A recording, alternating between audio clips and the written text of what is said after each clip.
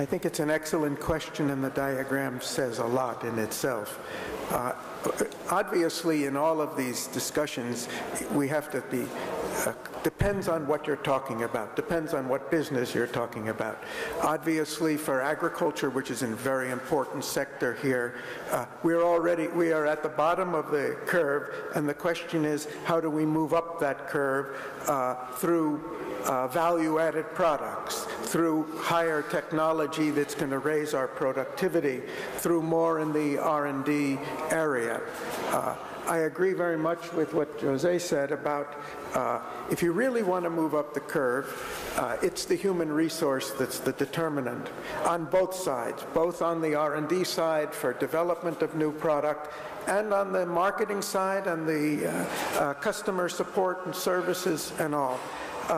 And for that, government can play a role. Right now, that would be very difficult with the financial situation. But I think the key priority in the long term, of which Israel is a great example, the key priority for moving up the curve is intensive investment in human resources. And not just more of the same, not just bringing out more engineers. There are countries that produce 10, 20, 50 times more engineers than Ukraine can produce, but it's the quality of the engineers, it's the capacity for fresh thinking, it's not just doing rote mechanical part of the work.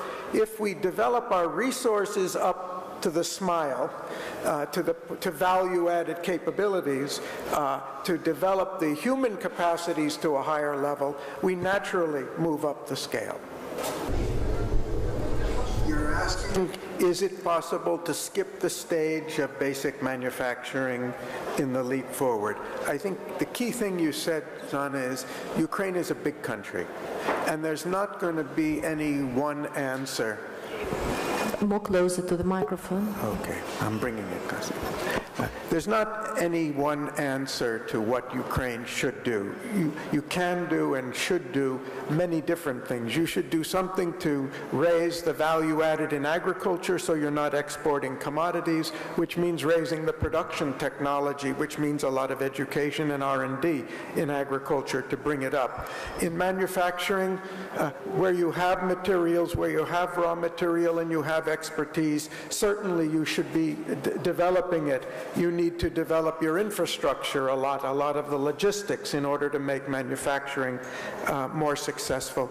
I think the example that comes to my mind where there is a partial parallel, let's not say it's this or that, is IT, and it's India.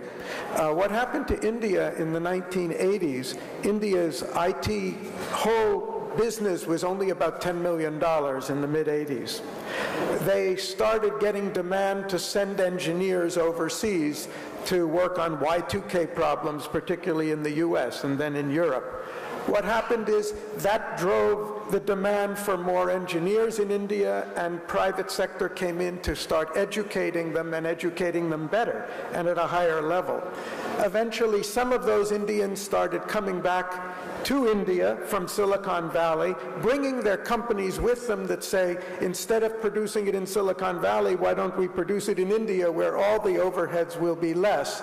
And that began to first your foreign companies coming, and then Indian startups coming, especially from those who came back, and then the Indian companies trying to move up the value chain, and then they're going into starting their own engineering companies, colleges, to try to train people at a higher level. So I think it's not one, there's a cycle and a process to it. Now what do we have? We have a lot of the talents of Ukraine either educated here and going overseas, or going overseas for education and staying over there. And I don't think that's a bad thing in the process. I think the question is, how do we move to the next stage where, one, we can produce the same quality. I think you can produce a better quality education here, but not quality in terms of the standardized testing results by which we rank universities. Quality in terms of what we need to move up the value chain. And I think you can then begin to attract back your talents. You know, the CEO of Intel 30 years ago, he said, we will go anywhere in the world where we can get the talents we need to do work. And you have people with the intelligence, the educational ethic. I think the question is, what do we do to raise a sufficient critical mass of those people to first bring the foreign business here and to bring back the talents who have worked overseas and create the environment where they can be entrepreneurs here? Thank you. Yeah. Another great question, Sana. Innovation can occur in any field. It can occur in agriculture, in manufacturing, in high tech, in any field. And I think, what are the conditions for that? For innovation in a field, there should first of all be expertise in that field at a certain level, and the desire to push beyond the boundaries of what pertains. Secondly, there's got to be a focus not just on production, not just on low-cost production, but on investment in R&D at the same time. It's got to be linked to the educational institutions. Where we've had the most success in the U.S. is a close relationship between universities and business. That's why Silicon Valley is in Silicon Valley, because there was a Xerox Park, a development center, Stanford University, Berkeley across the Bay. So that kind of linkage between academia and R&D and business in areas where there is a market, there is already existing expertise, those are the kind of conditions that promote innovation in any field. I think agriculture is a great place to focus here. IT, certainly, at the other end of the spectrum. And just to pick up on what you said, I think there's a field of innovation. First, a comment on the U.S. I think the U.S. greatest success is not in training the best engineers. We get talent coming to us, either educated or to be educated there. The best thing the U.S. does is give the freedom to people, the motivation, the respect, and the opportunity to work at the high point of their own value, to create, to think differently, as Evie said, to think out of the box. And I think the greatest opportunity for innovation today is not in agriculture or in IT or in pharma or any of those. It's in education itself.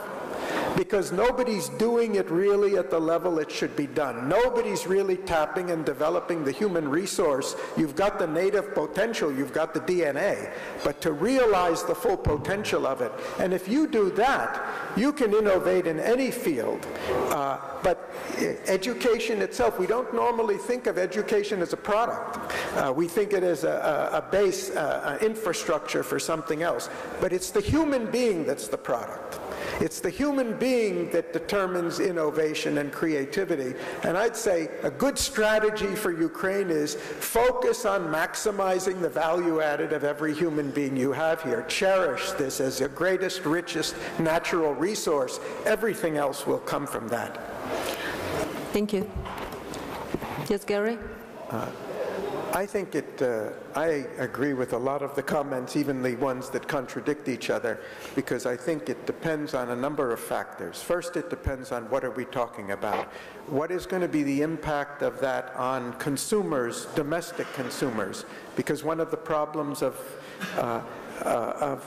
state intervention is when it protects an industry to the disadvantage of its own consumers. It was an issue Adam Smith was concerned about with mercantilism more than 200 years ago. I think another key question to ask is the capacity of the state to do this really impartially for the benefit of the country, and not use this power to give rent-seeking capabilities to particular parties. And that depends on how fast you evolve as a transparent democracy to determine whether this power will really be used for the advantage of a business or it will be used for the advantage of the country. One of the other difficulties of this, I'm not so worried about, I think I agree with what you said, that the Ex-Im Bank in the US, there are so many ways in which other economies are giving protection and added benefits. So I don't disagree in principle at all. One of the problems is that once you start these things, it's very difficult to stop them. And therefore, if you're going to do it, you have to be really targeted on something which has a potential for rapid development, where you can measure the results and the progress, and it should be time-bound and not locked in as a permanent. Well, I think it's not an either-or. And I think that the development of the social environment, the legal environment, the business environment is very important, and that's already being emphasized continuously in all of these fora, and that's where the focus is, even though there's much more to do. So I don't think it's an either we should do this or that, but I do think we're really underestimating how much the human resource can be developed. And that can give a strategic advantage which Ukraine doesn't have today. For all the high levels of education, if you want innovation, if you really want value added, there's much that could be done.